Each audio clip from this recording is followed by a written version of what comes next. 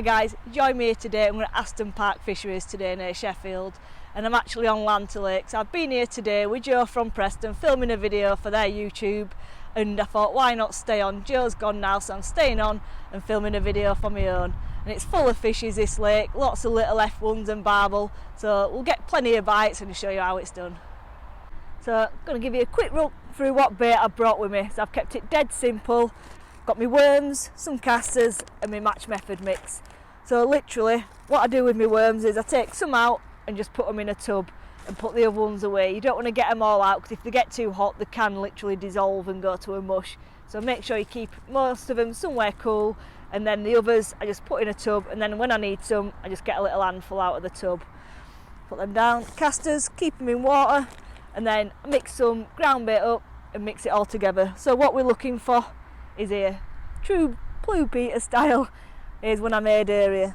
So as you see, the consistency is like a mush, if you want to call it that. Just a nice solid ball.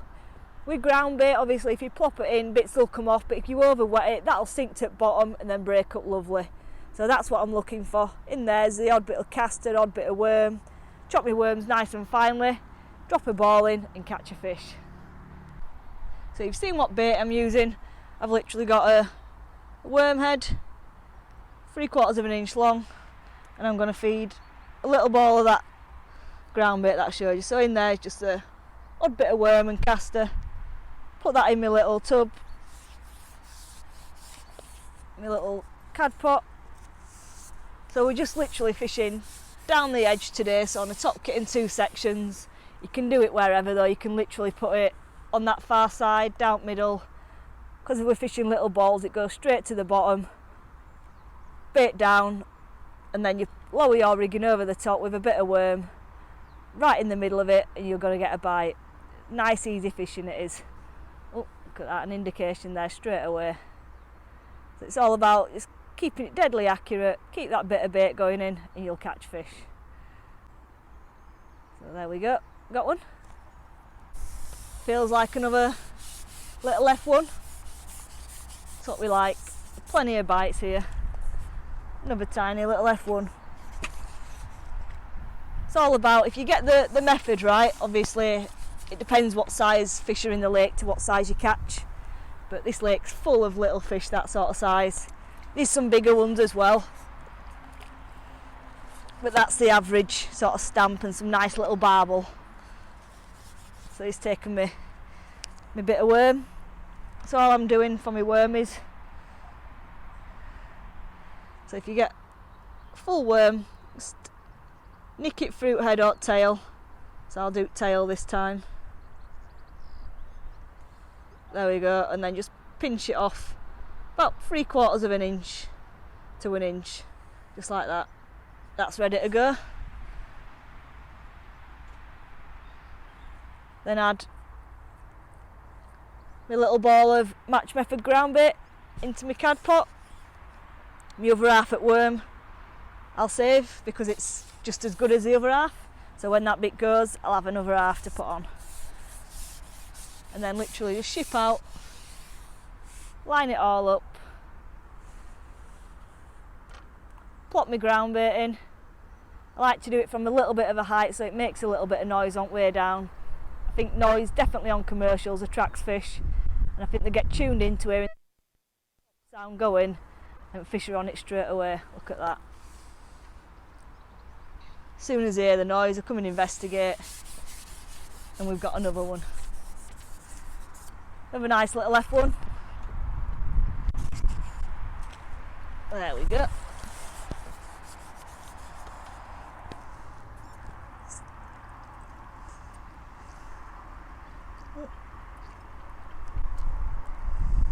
There we go. Little F1, put him back. Hopefully we're going to catch a barbel or so as well.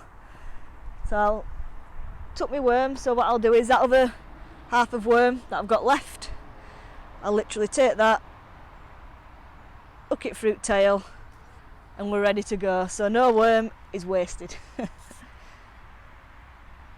It's all about making them go a bit further. Obviously they can be quite expensive, can worms, but half a kilo of worms. Realistically, if you do it this way and bulk it out with ground bait and a bit of casters, it can last you 3 sessions. I've caught a fisher chuck all day nearly when I've been here doing that other video,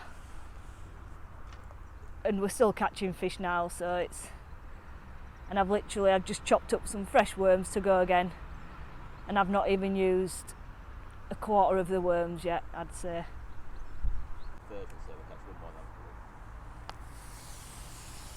Another little fish there. Does seem a bit smaller, does this one? They all count, they're pretty cute to be honest. Look at him. Look at that. Sweet bit of worm. Eyes are bigger than his belly, I think. So, just unhook him. Put him back.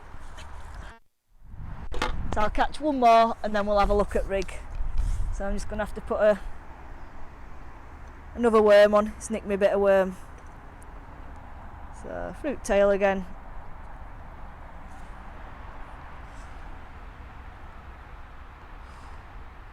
Little bit of my mix. So that's my match method. A few worms and casters in there.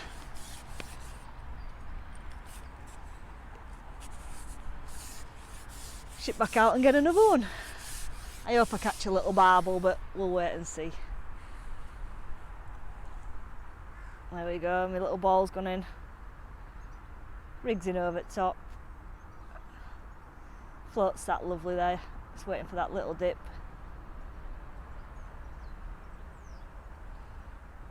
Slight indication then. Oh, I don't know how I missed that one. Lots of fish there. Oh, there we go, I've got one. Another tiny F1. I'll get this one in and then we'll show you at rig. There we go. To be fair, I think this has got to be the smallest F1 I have caught. Look at that. What a cutie that is.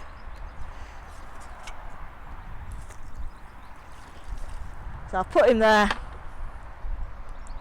hook this up and we'll have a look at the rig. So this is the rig. Obviously starting up at the business end, I've got a 5 Duraslip. So obviously 5's a little bit light, we're now in summer, but for the size of these fish it's perfect. You get to feel everything. It's on a pull bung, so if I do hook a bigger fish I can get it under control, no problem. So it's quite strong as a 5, but perfect for these. Obviously, depending on what lake you're fishing, depending on what size carp it's got in, this method will work across all lakes, but I wouldn't recommend using a 5 if you're catching bigger F1s and carp. So just choose your elastic depending on what fish are in the lake. Moving down, so this is a pre-tide rig. So it's a carp shallow 4x14s, just one of the pre-tides. Only thing that I've changed is the hook length. So I think they come with like an extra strong hook, an XSF. And with that it was a size 12, which is way too big for these. So I've got one that I've tied myself, which is 013 power to a size 16 GPM. And then a bulker shot right down at the float, so I'm getting it right down. There's no point fishing fruit water because all fish are on bottom after that little ball of stuff that I'm putting in, my little ball of ground bait. So yeah, as you can see, bulker shot, salt way down. Fishing about 2.5 foot deep. Got a back shot on there, so I've got a bit of wind today, so just so it don't get dragged about, just got a back shot, just holds it all in place. Got a nice visible tip on these floats. Obviously worm can be quite a heavy bait and get pulled under, so it just cuts out all the line bites and or minimises them. It don't cut them out fully, but you get less on one of these floats than what you will with a thinner bristle, and that's it. Nice and robust and catch plenty of fish. So there we go. Now I've run your fruit rig. Catch a few more. So as you have seen, these fish are quite small in here. We've had a few bigger ones, but this method that we're doing now will work anywhere, especially this time of year. So we're in summer now, they're just about to spawn. Some places have spawned, but round about now, just before spawning or just after spawning, it's really good to fish worms. Not 100% sure why. It might be something to do with amino acids, but sometimes lakes can go a bit iffy. Obviously fish have got other things on their mind, they're not really that interested in feeding, but when you put worms in, it seems to spur them on to feed. So it's definitely something to note. Oh, on and off. I think I'll bring that in. I've got a little scale on. So it's definitely something to note. Worms are highly attractive bait. Use them a lot all year round, but this time of year they come into their own.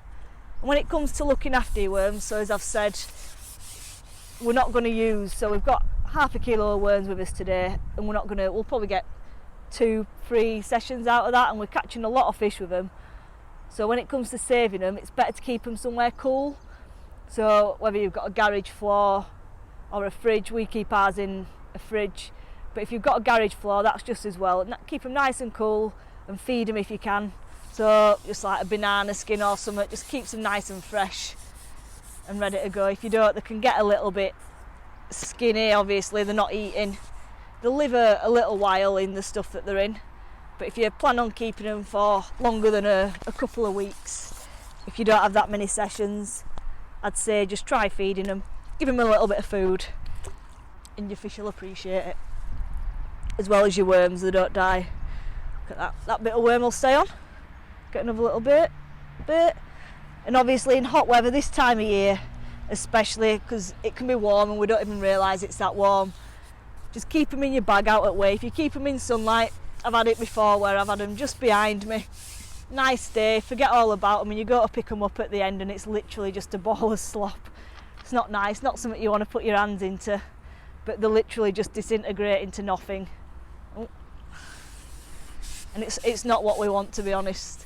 You want your worms nice and fresh. You don't want to be pulled out of that one, paying all that money and then having a ball of slop at the end of it, and the smell as well. So yeah, just keep your worms nice and fresh. I would recommend putting a zip tie on the end of them as well, otherwise they do have the tendency to escape. So either tie a knot in the sack that they come in, make sure you put a lid on if you get them in a tub, because if you just leave them, once you put them in a dark space, they do escape and they get everywhere. So just a few little things worth noting. Catch a couple more fish. I think that'll be it. Literally, there's that many fish down there now. Just keep putting your little bait in, putting that bit of sound in with a plop. A few casters in there, a little bit of worm. You can even, I don't know how I missed that bite. You can even bulk it out with like fishery micros here. Obviously if you go somewhere that's not fishery micros, you can use any pellets you want, but I would say micro pellets, just nice little bits of bait. So we'll do that. Oh, there we go, one on. That's a lovely one to finish with, I think.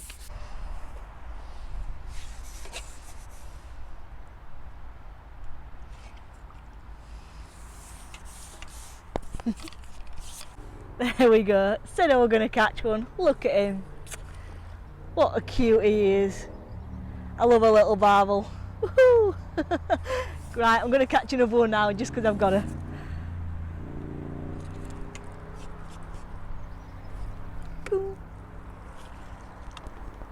I wanted a picture with him.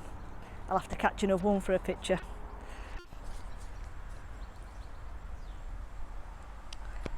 I don't know how they can resist it. I don't think they can. A barbel, a bit of worm. It's just, there's no better bait really, is there? You can fish meat and everything for them, but no. Little bits of worms and casters for barbel. They love it.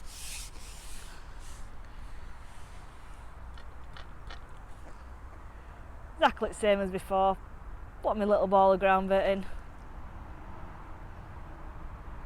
There we go. And I've got one. Woohoo! It doesn't take long, does it? Don't feel like a barbel, this one though. There you go guys, thanks for watching. Hope you've learnt a few things along the way. I've had a lovely time catching loads of fish. Nice one to end on is that. And I'll see you on the next one. Cheers guys.